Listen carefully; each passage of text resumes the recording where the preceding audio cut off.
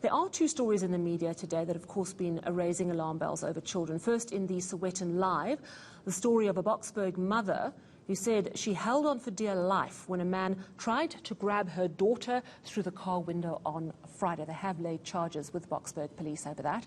And as you heard a little earlier from our reporter Manqoba Mqunu in Orange Farm, real concern tonight from the community over a child they thought had been kidnapped.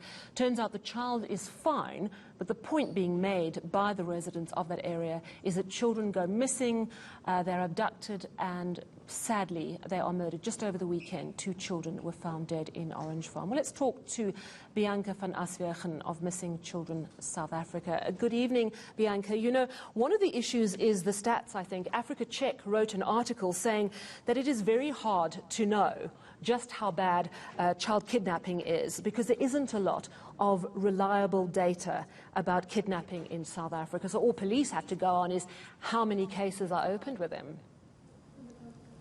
Good evening, Sally. Unfortunately, yes. The statistics regarding children going missing, children being kidnapped, is not at the best at the moment, especially when it comes to how many kidnappings actually take place yearly. Because a lot of children actually don't even get reported as missing to the police station. So our reality of figures that we are dealing with is not seen. Yeah, and also a missing child is not always kidnapped. Sometimes a child has run away from home, for example. So there are different categories under missing children. Just tell us a little more about that. Yes, children go missing for various reasons. So we deal with our kidnapping cases, and that also, once again, gets divided into different types of kidnappings. Then we deal with our children that run away from home. We deal with our children that actually get lost. And then also we deal with our mentally challenged children that wander off. So there's a lot of different reasons why children go missing.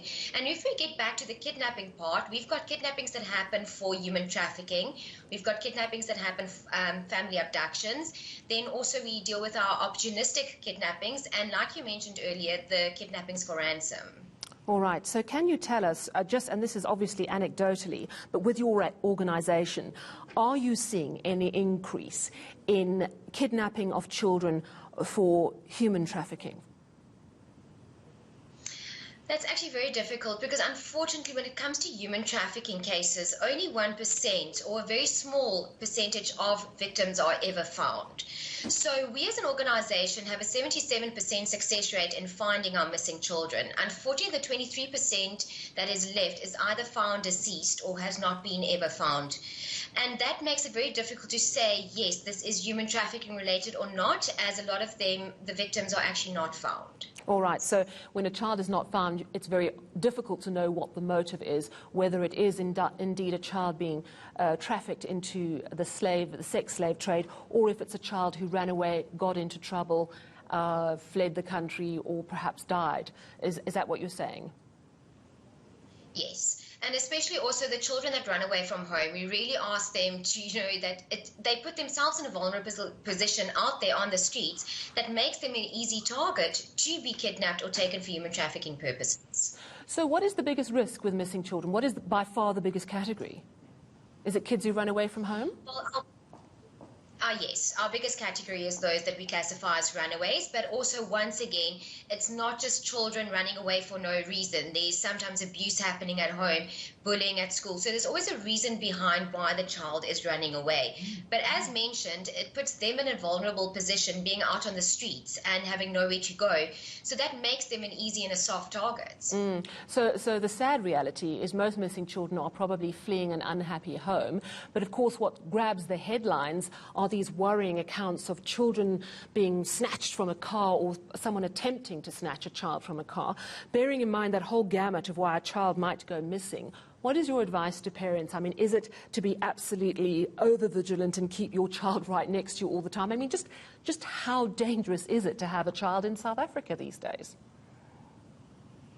Yes, no, that is a very difficult question actually to answer, in the sense of how dangerous is it. It's always been dangerous, and it's dangerous for our children. So parents need to be more vigilant of their surroundings, especially in public places. And then also, we always say safety starts at home. We need to educate our children from a young age on how to keep themselves safe.